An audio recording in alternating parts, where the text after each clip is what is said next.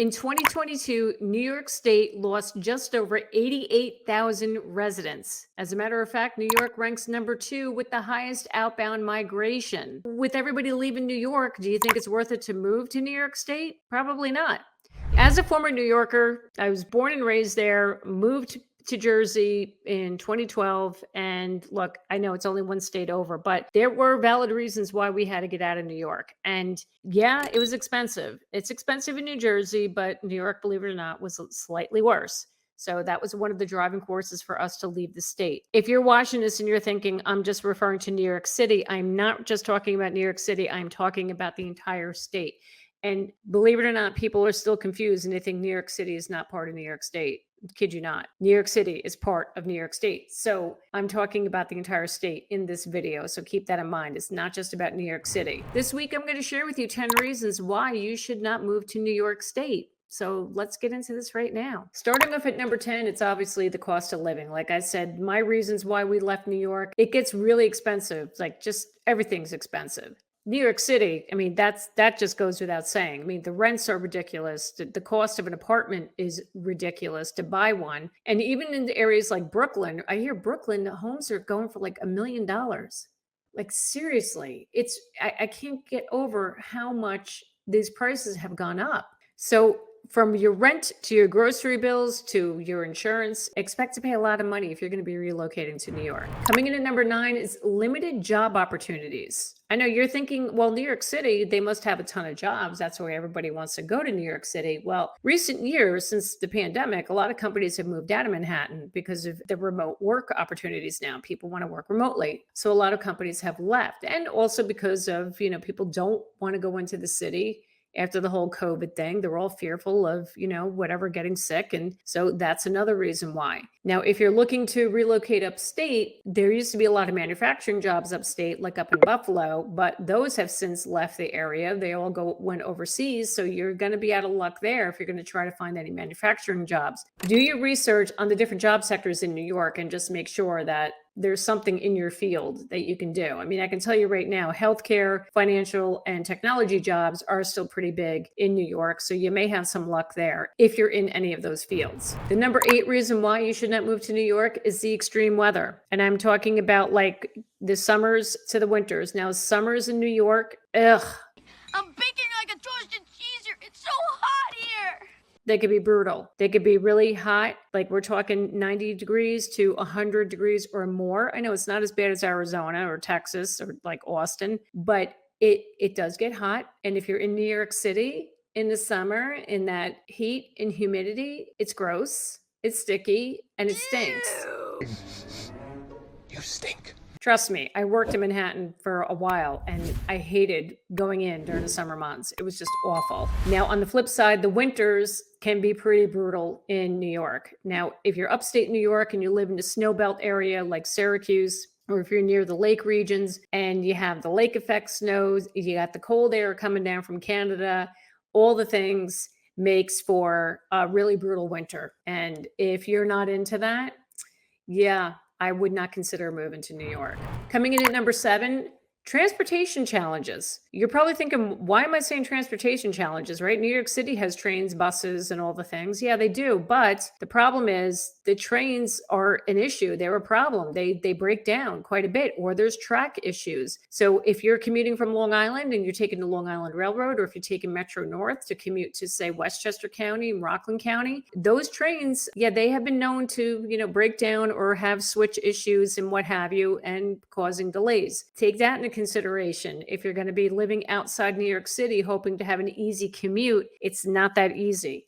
Also, driving, the traffic, oh my God, driving into Manhattan, it's bad. It's really bad. You got to plan an hour plus from no matter where you are to get into the city. And look, if you make good time and you beat the traffic, good on you. That's a great day. But normally you got to plan on it's got to be an hour, at least an hour, to get yourself into Manhattan. At number 6, we have limited affordable housing. The median sales price in New York is around $480,000. It ain't cheap. It's not cheap. And if you're thinking about living in Manhattan, yeah, the rents are outrageous what they are charging for rent in Manhattan. And if you want to buy something in Manhattan, buy an apartment, good luck with that. You're not going to want to spend that kind of money. Brooklyn's gotten super expensive. So now people who live in the city are moving out. They're moving upstate New York. They're moving over to New Jersey to try to buy a house, get a house for the same price that you would pay for an apartment. It's pretty ridiculous. Governor Hochul has put together a plan where she'd like to build 800,000 affordable homes over the next 10 years in New York State. Okay, that's great.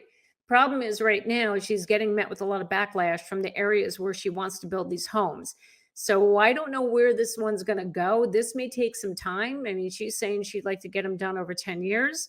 It may take longer because a lot of the residents aren't happy about it and they're fighting on this one. So let's see. I mean, I like the idea, 800,000 affordable homes. It's definitely needed in New York, but we shall see where that one ends up. And if you like my video, could you do me a favor and like it, hit the thumbs up, and also subscribe? That would be so amazing. Thanks. The number 5 reason why you shouldn't move to New York State, the political climate.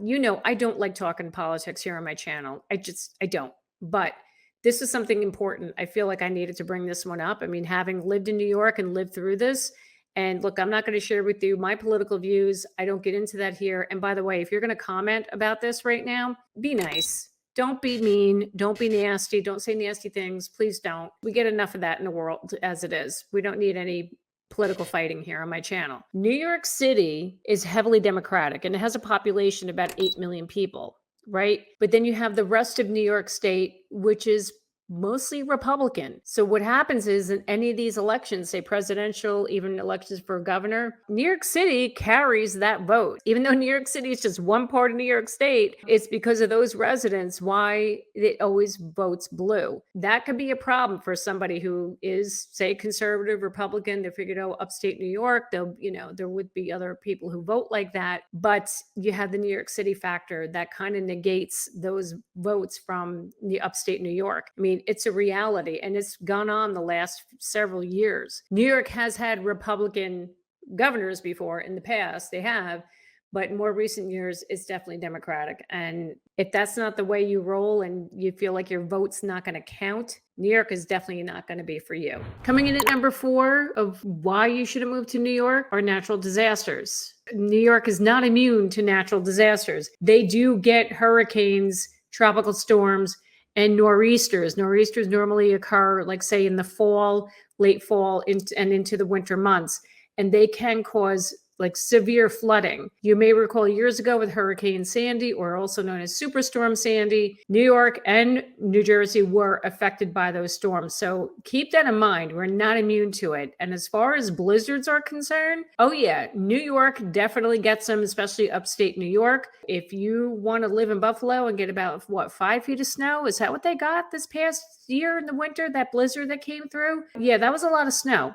So if those things are concerning to you, you don't want to live among that, I wouldn't be moving to New York. Coming in at number 3 are the high taxes. New York is known for having one of the highest tax burdens in the country. Not as bad as New Jersey, because New Jersey always ranks number 1 with the highest property taxes. So yeah, go Jersey for holding that number 1 spot. But New York is not that far behind. And it's not just property taxes. We're talking income taxes, sales tax. There's a lot of taxes going on in New York, and it's not cheap to live there. As a matter of fact, that was one of the reasons why my family left New York State, because our property taxes where we were living in New York was actually higher than the taxes we're paying now in New Jersey. And even though New Jersey has the highest property tax rates, in certain parts of New York, some of the taxes are like way higher than New Jersey. So if taxes are an issue for you, you're looking for an area where the taxes aren't so bad, I would not be moving to New York. Coming in at number 2 is the cost of healthcare. Healthcare is so super expensive in New York State. New York State always ranks in the top 10 of the highest healthcare costs. Healthcare costs average about $2,000 to $3,000 more than the rest of the country. So the average New Yorker is paying about almost $10,000. There's a lot of great hospitals, especially in New York City. I get it, but you're going to pay for it. So if you want good healthcare, if that's the reason why you're moving to New York, just be prepared you are going to pay for it. It's not cheap. So keep that in mind. And maybe that's a reason for you not to move to New York. Finally, at number one, why you shouldn't move to New York is the crime. Now, New York City, yeah, they get the bulk of the crime. There were more than 170,000 felony crimes in 2022. And again, this is another reason I hear from potential buyers why they're leaving Manhattan, they're leaving New York City in general, is because of the crime. Upstate New York isn't immune to the crime either. Believe it or not, other areas such as Niagara Falls, Buffalo, Troy, Rochester, they all have high crime rates too. Yeah. So even if you're thinking of going upstate New York, do your research and look at the crime data to see what the crime's like in these towns. It could be just as bad. Well, maybe not just as bad, but close to it. Those towns could be almost as bad as what you get in New York City. And I really hope they do something to address it because it's pretty scary. Not going to lie. Yeah, that's a big concern. I hope you enjoyed this list of top 10 reasons why you shouldn't move to New York. And hey, if you're thinking of making a move, I'm so excited to share with you. I have partnered with Home and Money, and I have a link to their website. If you're looking for a real estate agent, you can click that link below and they will get you set up and working with a real estate agent in your area, whether you're looking to buy or sell a home. Definitely check it out. Again, that link is down in the description box. Thank you so much for watching me today. My name is Jackie Baker, and I will see you next time.